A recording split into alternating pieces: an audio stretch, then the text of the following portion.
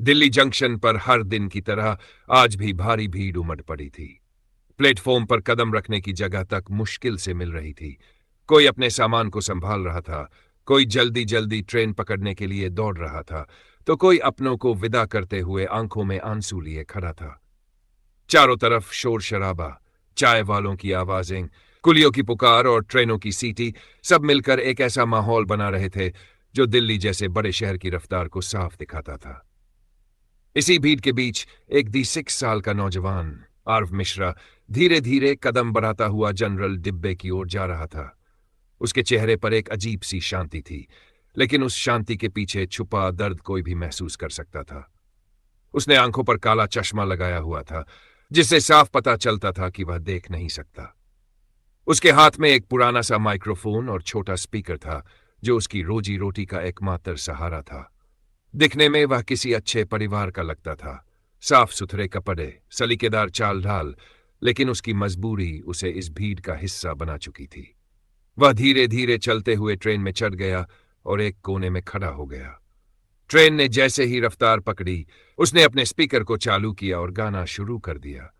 उसकी आवाज में एक अजीब सी मिठास थी, लेकिन उससे भी ज्यादा उसमें दर्द था, ऐसा दर्द जो सीधे दिल तक पहुंच जाए।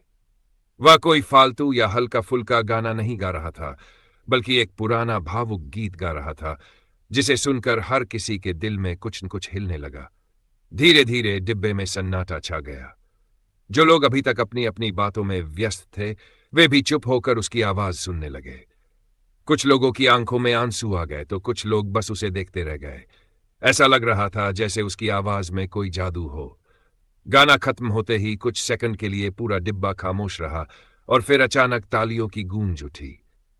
लोग उसकी तारीफ करने लगे और उसकी मेहनत से प्रभावित होकर उसके हाथ में पैसे रखने लगे।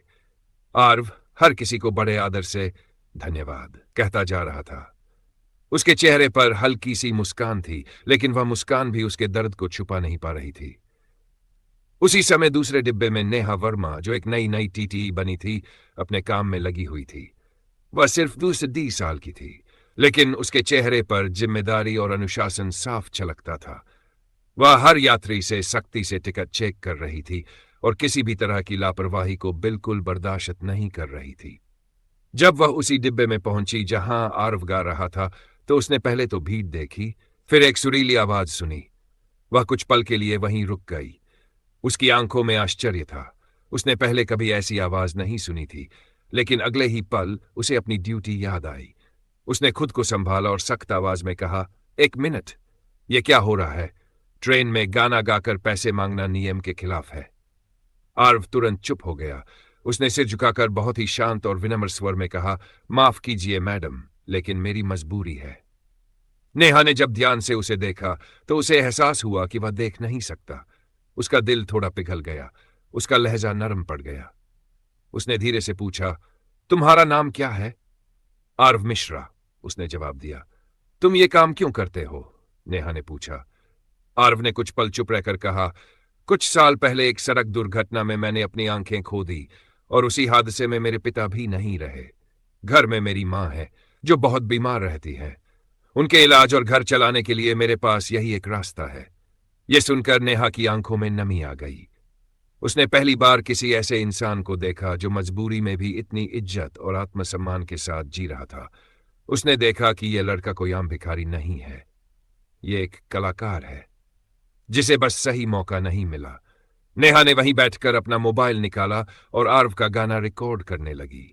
उसने पूरा गाना रिकॉर्ड किया और उसी समय उसे सोशल मीडिया पर पोस्ट कर दिया।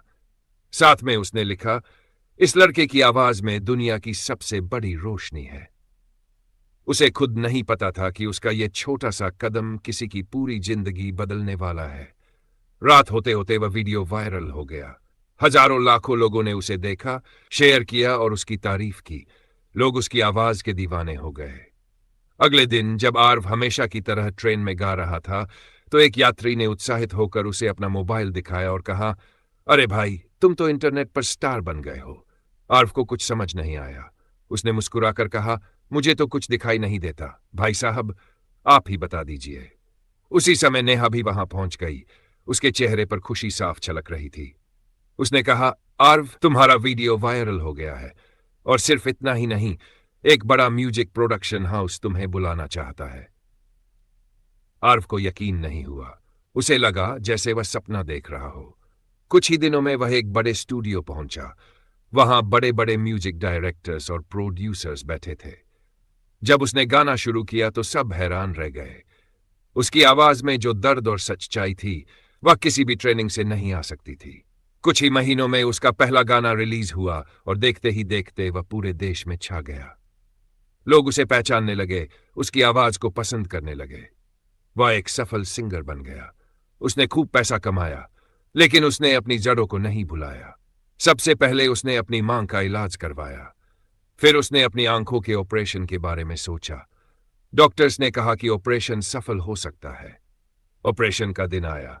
आर्व के दिल की धड़कन तेज थी। सालों बाद वह दुनिया को देखने वाला था। जब ऑपरेशन के बाद उसकी आंखों की पट्टी खोलने का समय आया तो डॉक्टर ने मुस्कुराते हुए पूछा, आप सबसे पहले किसे देखना चाहेंगे? आर्व ने बिना सोचे कहा, मेरी मां और नेहा मैडम को। जैसे ही पट्टी खुली, उसकी आंखों में रोशनी लौट आई। उसने सबसे पहले अपनी मां को देखा। उनका चेहरा, उनकी आंखों के आंसू, सब कुछ। फिर उसकी नजर नेहा पर पड़ी। नेहा वहीं खड़ी थी, उसकी आंखों में खुशी के आंसू थे।